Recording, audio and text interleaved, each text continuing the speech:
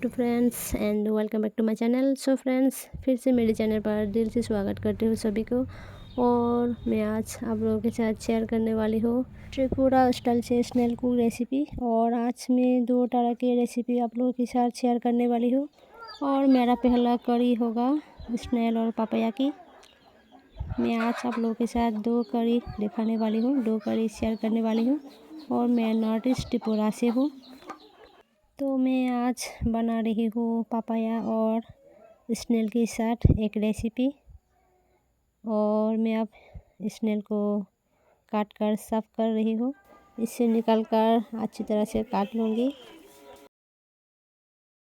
कई लोग इसे बिना निकाल कर भी काट कर करी बनाती है, तो मैं इसे निकाल कर ही करी बनाने वाली हूँ। क्योंकि इसे बिना निकाल कर करी बनाओ तो ये खाने के टाइम डिस्टर्ब करती है, तो मैं इसे निकाल कर ही काटूँगा। और इसे अच्छी तरह से निकाल कर काट कर अच्छी तरह से धो कर करी बनाने वाली हूँ। सुना है कि स्नेल की ये जो रस आँखों के लिए बहुत फ़ायदेमंद है, बुजुर्गों के मुँह से सुनी हो। स्नेल की करी काफ़ी टेस्टी होती है, मुझे अच्छे लगती है स्नेल की करी। तो मेरा स्नेल काटना हो गया और मैं अभी काट रही हूँ पापाया को। पापाया भी शरीर के लिए, पेट के लिए काफ़ी फ़ायदेमंद है। तो मैं आज पापाया के साथ ये स्नेल करी बनाने वाली हूँ। मुझे पसंद है स्नेल और पापाया की करी, काफ़ी टेस्ट होती है। कई बार खा चुकी हूँ, तो आज बना रही हूँ स्नेल और पापाया की करी। इस रेसिपी में आलू भी यूज़ कर सकती हूँ, लेकिन मैं यूज़ नहीं कर रही हूँ। और मैंने पापाया काट लिया। तो अभी मैं मसाले तैयार कर रही हूँ। और यहाँ पर मैंने ये लहसुन और प्याज और ये कच्ची मिर्च को मिलाकर एक मसाला बनाने वाली हूँ। इस करी में मैं अदरक यूज़ नहीं कर रही हूँ, थोड़ा जल कम ही रखूँगा इसलिए। और अभी मैं मसाला को मिक्सर कर लेती हूँ। और मिक्सर करने के बाद मैं यहाँ पर कढ़ाई पर डाल रही हूँ ऑयल। और थोड़ा ऑयल कम ही डालूँगा, ज़्यादा ऑयल की करी मुझे पसंद नहीं है। और तेल को गरम करने के लिए रख दिया और मैं सारे मसाला को एक साथ रख लिया। और मेरा तेल गरम हो चुकी है और आपने यहाँ पर डाली है काटी हुई प्याज को अच्छी तरह से फ्राई कर लूँगी। अच्छी तरह से प्याज को फ्राई करने के बाद मैं यहाँ पर डालूँगा एक सूखी हुई मछली। ये मछली त्रिपुरा में अवेलेबल है, तो ये मैं डाल लिया एक मछली। तो इसे डालने के बाद अच्छी तरह से पका कर इसे अच्छी तरह से फ्राई करके मैं यहाँ पर मेरा पेस्ट किया हुआ मसाला डालने वाली हूँ।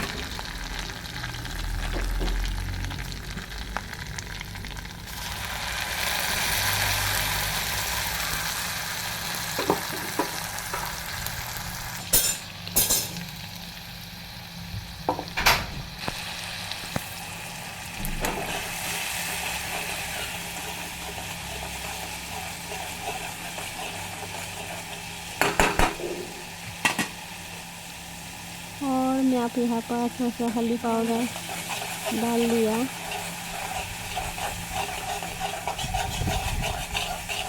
जो मैंने सूखी हुई मछली डाली थी वो उबल चुकी है और कांटे को मैंने बाहर निकाल लिया। और आपने यहाँ पर डालने वाली हूँ थोड़ा सा नमक, स्वाद अनुसार मैं यहाँ पर नमक डाल रही हूँ।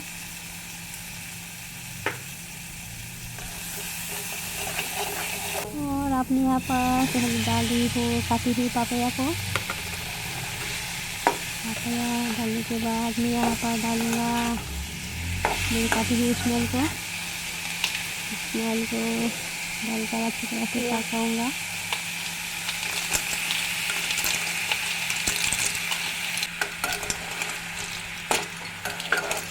और अभी मैं ढक्कन से डाल देती हूँ मेरे करी को और इसी में ढक्कन से ढककर यही 4-5 मिनट ढक्कन से ढककर रखूँगा।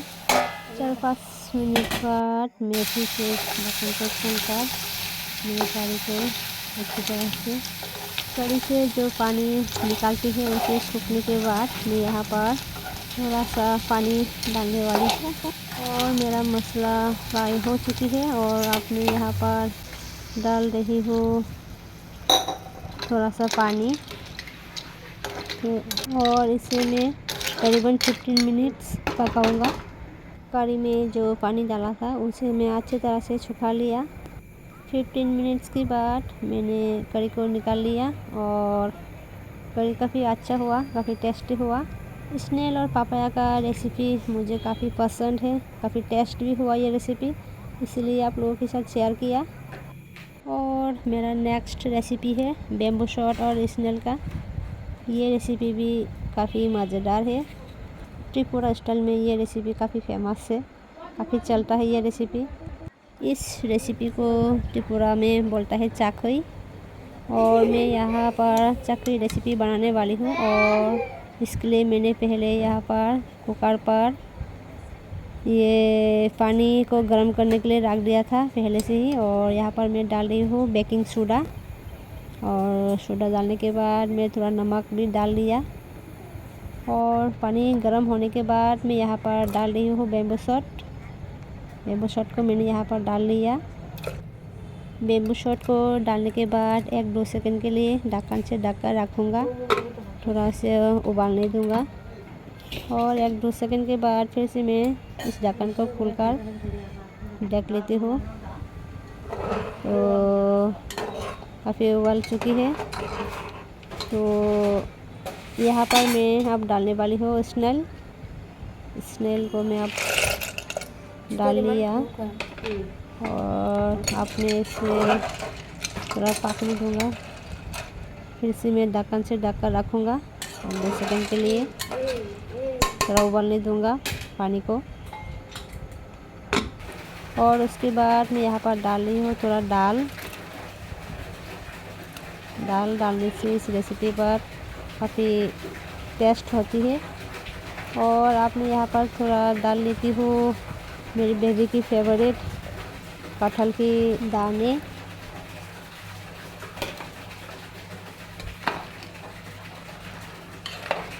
इसे डालने के बाद मैं फिर से 1-2 सेकंड के लिए ढककर रखूँगा, ऊपर से ही यूँ ही इस तरह से ढककर रखूँगा। फिर से 1-2 सेकंड के बाद मैंने ढक्कन को खोलकर डालने वाली हूँ कच्ची मिर्च और सूखी हुई ये मछली। मैंने यहाँ पर 2 मछली डाला। इसे डालने के बाद अच्छी तरह से पकाऊंगा फिर से।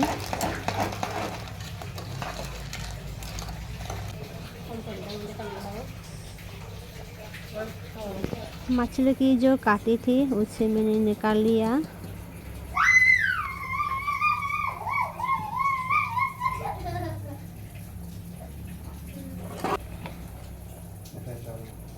और अब मैं यहाँ पर डाली हूँ काटी हुई अदरक। यहाँ पर नींबू का पत्ते भी डाल सकते हैं, लेकिन मेरे पास फिलहाल ये नहीं है, नींबू का पत्ते नहीं है। मुझे बहुत पसंद है नींबू का पत्ते, इस करी पर डालने से काफ़ी खुशबू आती है, तो फिलहाल मेरे पास नहीं है।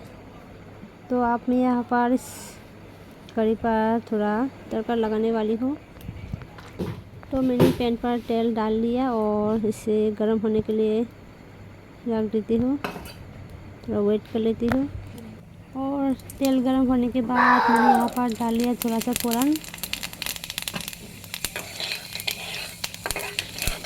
डाल लिया और फ़ौरन को अच्छी तरह से फ्राई करने के बाद इसकी स्मेल काफ़ी अच्छी तरह से आने के बाद ही मैं डालने वाली हूँ मेरी करी पर ये फ़ौरन।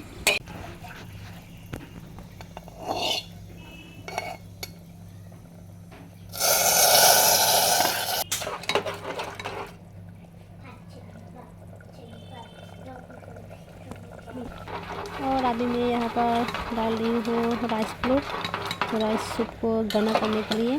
तो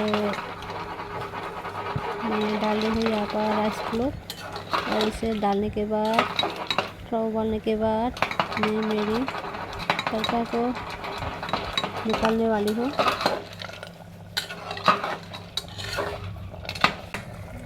और आप मैं इसे निकाल लेती हूँ।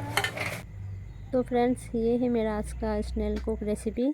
तो नेक्स्ट वीडियो के लिए मेरे चैनल को सब्सक्राइब करके रखना, और भी नए वीडियो के लिए। Thanks for watching video.